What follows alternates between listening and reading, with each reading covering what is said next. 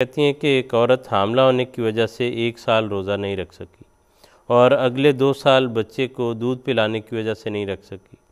تو اس کے بعد کیا اس پر 3 رمضان کے روزے رکھنے پھر فرض ہیں؟ ایسی صورت میں اگر ممکن ہو سکے تو تقسیم کر کے روزے اگر وہ بعد میں پورا کرنا چاہتی ہیں فعدۃ من ایام اخر کے تحت، تو پورا اگر ہمت ہے، طاقت ہے، توفیق ہے اور وہ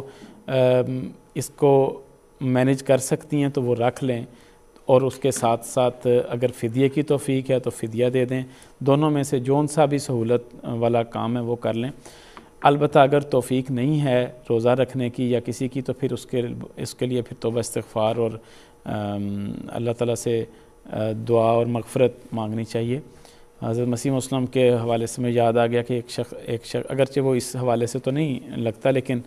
حضرت مسیح موعود وسلم کے دور میں ایک شخص نے عرض کیا کہ حضور میں نے بڑے عرصے سے روزے نہیں رکھے، تو اب میں سارے روزے رکھوں؟